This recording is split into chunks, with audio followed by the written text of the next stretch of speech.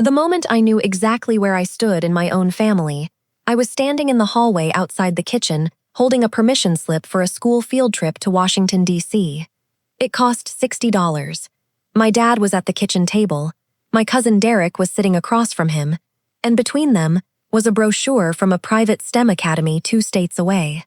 A summer program. It cost $6,000.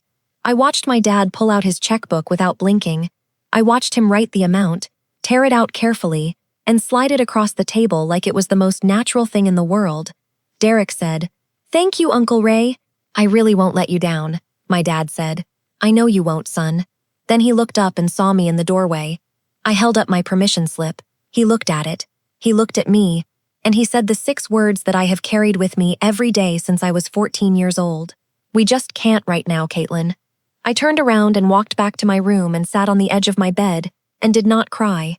I did not cry because somewhere underneath the hurt I already understood. I had understood for a while. I just had not let myself say it out loud yet. I was not the plan. I was just the other kid. Welcome to Still Standing, where we talk about the family stories that never make it into the Christmas card, the ones that shape you quietly and completely, long after the house you grew up in is just an address. I am Caitlin, and if something in what I just said felt familiar, in a way you have never been able to explain to anyone, I need you to stay with me. Because this story does not end in that hallway. But to understand where it ends, you have to understand where it started, and that means going back before Derek. Back to what my family believed about the future, and who got to have one. My parents were not bad people. I want to lead with that because it is true, and because this story gets complicated, and I do not want you to mistake complicated for simple. My mom and dad both grew up working class in a small town in eastern Tennessee. My dad worked at a manufacturing plant for 22 years. My mom did bookkeeping part-time for 3 different small businesses. They worked hard their whole lives, and they were proud of it, and they should have been. But working hard their whole lives had also taught them something that felt like wisdom and functioned like a wound. It taught them that opportunity is rare and narrow, and if you see it, you point every resource you have directly at it, and you do not spread yourself thin. That belief was fine as a survival strategy. The problem was what happened when they applied it to their children. To their child, I should say, because I was an only child. And then, when I was 11, Derek came to live with us. Derek's mom, my Aunt Carol, was my dad's younger sister. She had been going through a hard time for years. 2 divorces, a move across 3 states, money problems that never quite resolved. Derek was 13, quiet, serious, the kind of kid who took everything in before he said anything. And when things at Carol's got too unstable, my parents stepped in. They said it was temporary, 6 months, maybe a year, while Carol got back on her feet. I shared my bathroom with Derek and showed him where the good cereal was and told him which teachers at our school were actually nice and which ones just acted nice. I was trying. I genuinely liked him. What I did not know was the conversation happening between my parents in their bedroom that first week. I found out about it years later from my mom, and she told me the way people tell you things they have needed to say for a long time and are finally tired of carrying alone. She said my dad had sat her down and said, "Carol, Derek is something else." His science teacher called his old school specifically to say they had never seen a kid with his kind of analytical mind. If we get him into the right programs, if we invest in him properly, it could change the whole trajectory of this family. My mom had asked, "What about Caitlin?" My dad had said, "Caitlin is fine. Caitlin is taken care of. She's not struggling. I am not struggling." That sentence decided the next 4 years of my life before I was ever in the room to hear it. The thing about being the kid who is not struggling is that it becomes a self-fulfilling story. Because every time you could use a hand and do not get one, you figure it out yourself. And every time you figure it out yourself, it becomes more evidence that you never needed the hand in the first place. The family story writes itself. Caitlin is resilient. Caitlin is independent. Caitlin lands on her feet. What nobody says out loud is that Caitlin learned to land on her feet because nobody was there to catch her. Derek got a tutor. Derek got a graphing calculator that cost $120, when mine was the $20 one from the drugstore. Derek got driven to a robotics club 40 minutes away every Saturday morning, while I took the bus to my part-time job at the diner 2 blocks from school. I was 14. I smelled like French fries 3 days a week, and I was saving money in a shoebox under my bed, and I told myself it was building character. It was building something. I am just not sure character is the right word for all of it. There was a teacher that year. Her name was Ms. Patterson, and she taught sophomore English, and she had the kind of eyes that see past what you are performing. She stopped me after class one Thursday in November and put my most recent essay on the desk between us. She had written across the top in blue pen, "Caitlin, this stopped me cold. You have a real voice. Are you doing anything with it?" I looked at those words for a long time. I think I said something like, "Not really," and I picked up the essay and put it in my backpack. That night I showed it to my mom. She said, "That is wonderful, honey," and went back to checking Derek's homework. I showed it to my dad the next morning. He skimmed it. He said, "You know what you should think about? Something with numbers. Writing is tough to make a living at." He was not being mean. He was being the person his life had made him, a person who measured the future in security and stability and return on what you put in. And in that accounting, my essay was a nice thing that would not pay a mortgage. I put the essay in the drawer of my nightstand. I did not show my writing to anyone in my family again for 8 years. I want to pause here for a second, because I know some of you listening grew up in a house where love was real and still managed to miss you in specific ways, where the people who would have done anything to protect you from the world somehow could not see what was happening inside the walls they built. That particular kind of hurt is so hard to explain because it does not come with a villain. It comes with a dad who worked double shifts and a mom who made your lunches every single day, and still somehow, in the accounting of the future, your name was in a different column. If that is you, I see you. Keep listening. Derek won the state science fair his junior year. My parents drove 4 hours each way to watch him accept the trophy. I was at the diner. I heard about it when I got home at 10:30 that night. My dad was still glowing when I walked in. He said, "Derek took first place. Caitlin, first place in the whole state. Can you believe it?" I said, "That's amazing, Dad." I meant it. I clapped for Derek in that kitchen, the way I had always clapped for Derek, with real hands and a complicated heart. What I did not say was that my short story had placed third in the regional writing competition that same month, and I had not told anyone it was happening because I already knew it would not matter the same way. I put the third place ribbon in the same drawer as the essay. By the time I graduated high school, that drawer had a lot of things in it. I applied to the journalism program at the state university.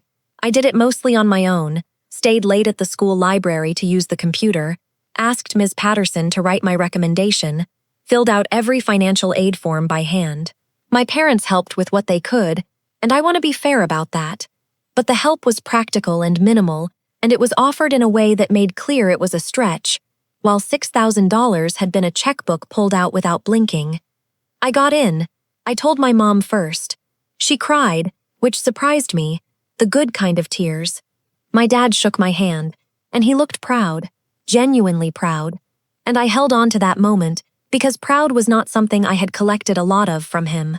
Then, 3 days later, he mentioned that Derek had been accepted early decision to an engineering program at a school 2 tiers higher than mine. The dinner conversation that night was about Derek. I drove myself to college. I furnished my dorm room with things from Goodwill and a set of plastic drawers from the dollar store. I got a campus job within the first week, and I stood in that dorm room the night before classes started, and I made myself a promise. Not a bitter one. I had done enough bitter in that kitchen doorway. This was something different. It was quieter and more durable than bitterness.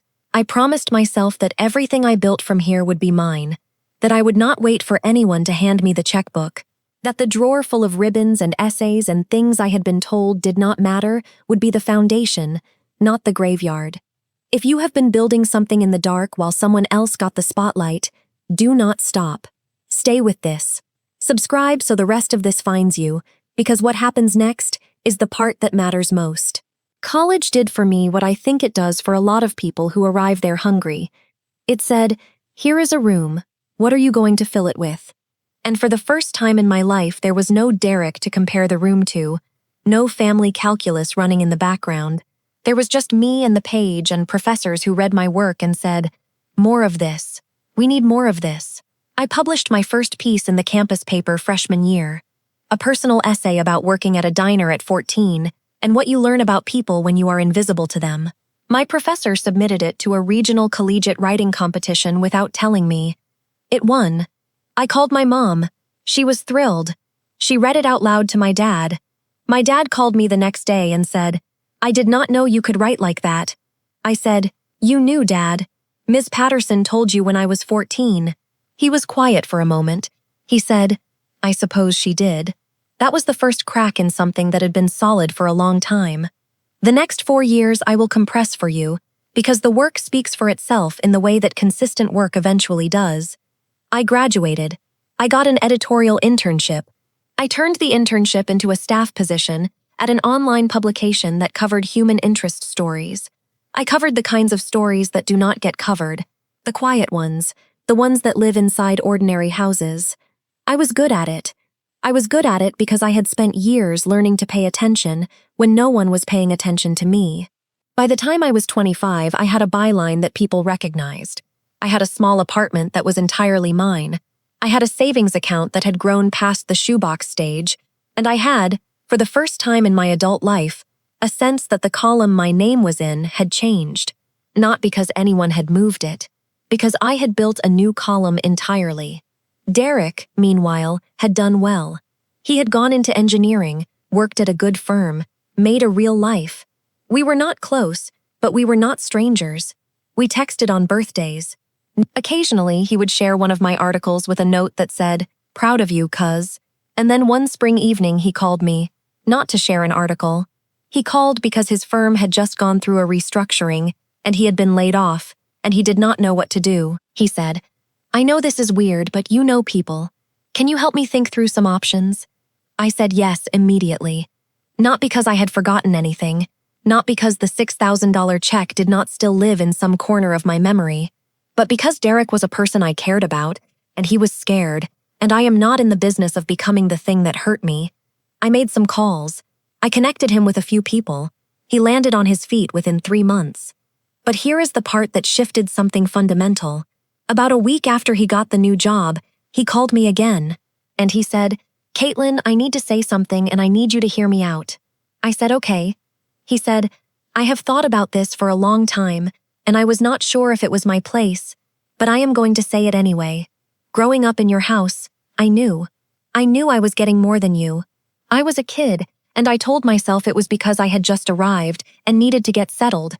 But it went on a long time, and I watched you handle it, and you never said anything, and I never said anything, and I should have. It was not right, and I am sorry that I benefited from something that was not fair to you." I had to sit with that for a long minute. I told him what I believed then and believe now, that he was a child who was handed advantages by adults who made choices he did not make, that the unfairness was not his invention, that I did not blame him and never had, not really. But his words opened a door I had been standing outside of for a decade, and 3 weeks later I walked through it. I called my dad on a Sunday afternoon, which was not unusual, but this time when he asked how I was doing, I did not say fine. I said, "Actually, Dad, I want to talk to you about something," and I did not make it a fight. I did not come with a list of grievances or a voice full of years of stored-up anger. I came with the truth, simply stated, the way I would write a story. I said, "When Derek came to live with you, the family made a decision about who the future belonged to. And it was not me. And I need you to know that I knew it, and I know you did not mean it the way it landed, but it landed hard, and it changed some things in me that took a long time to put back right." My dad was quiet for so long I thought the call had dropped. Then he said, "I know." 2 words. But they were the right 2 words, because they meant he was not going to argue, not going to explain, not going to justify. He was going to let it be true. He said, "I told myself you were strong enough to handle things on your own, and you were. But I think I confused strong enough with doesn't need anything. And those are not the same thing." I said, "They are really not the same thing, Dad." He said, "I am proud of you, Caitlin. I need you to know that. Not because of the articles, because of who you decided to be with what we gave you to work with." Which was not enough. My dad is not a man who finds words easily. That sentence was the equivalent of a novel from him. I said, "Thank you. That matters."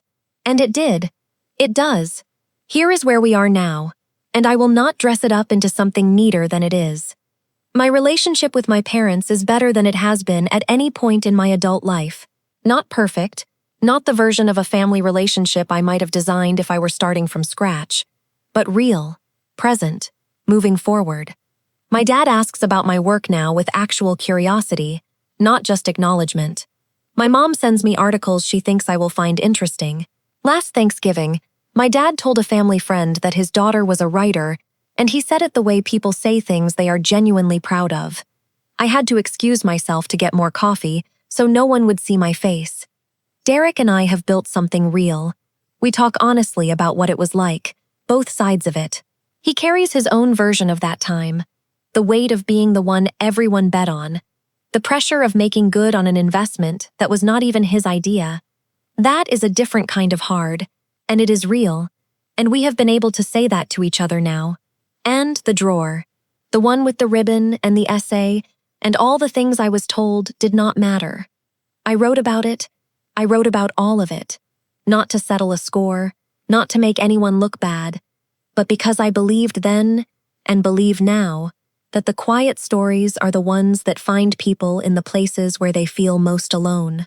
Ms. Patterson, if you are out there, the answer is yes. I did something with it. It just took a little while to find the room where it was allowed to be loud. Here is what I need to leave you with, and I am going to say it plainly because you deserve plain. If you were the kid in the other column, if you were the one they said was fine, was taken care of, was strong enough to handle it, if you watched opportunity get handed to someone else while you figured things out with what was left, I need you to hear this. That was not an accurate assessment of your value. That was an accurate assessment of their limitations. They were not seeing you.